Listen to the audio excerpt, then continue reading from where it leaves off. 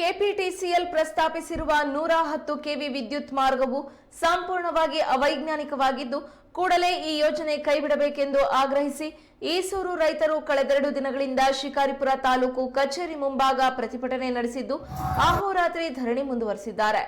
ಯೋಜನೆ ಕೈಬಿಡುವವರೆಗೂ ಧರಣಿ ಕೈಬಿಡುವ ಪ್ರಶ್ನೆಯೇ ಇಲ್ಲ ಎಂದು ಎಚ್ಚರಿಕೆ ನೀಡಿದ್ದಾರೆ. ಅಧಿಕಾರಿಗಳು ಸ್ಥಳಕ್ಕೆ ಬಂದು ಯೋಜನೆ ಸ್ವರೂಪ ಬದಲಾಯಿಸುವ ಬಗ್ಗೆ ಚರ್ಚೆ ಮಾಡದೇ ಇದ್ರೆ ಉಪವಾಸ ಸತ್ಯಾಗ್ರಹ ಹಮ್ಮಿಕೊಳ್ಳುವ ಎಚ್ಚರಿಕೆ ನೀಡಿದ್ದಾರೆ.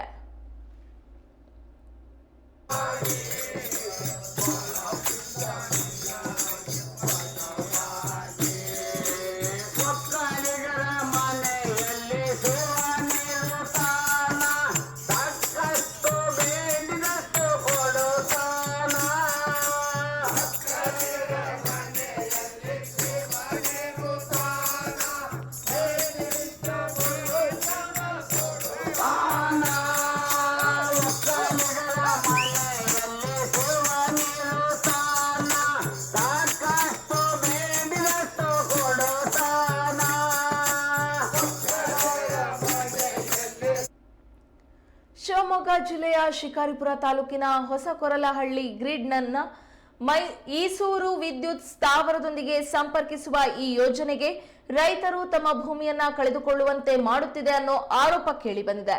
ಕೂಡಲೇ ಈ ನೀಲನಕ್ಷೆ ಬದಲಿಸಿ ಯೋಜನೆ ಸ್ವರೂಪ ಬದಲಾಯಿಸಲು ರೈತರು ಆಗ್ರಹಿಸಿದ್ದಾರೆ. 7 ಕಿಲೋಮೀಟರ್ ಬದಲು 20 ಕಿಲೋಮೀಟರ್ ದೂರದ ಯೋಜನೆ ಬದಲಾಯಿಸುವಂತೆ ರೈತರು ನಡುಗುವ ಚಳಿಯಲ್ಲೂ ಅಹೋರಾತ್ರಿ ಧರಣಿ ಮುಂದುವರೆಸಿದ್ದಾರೆ.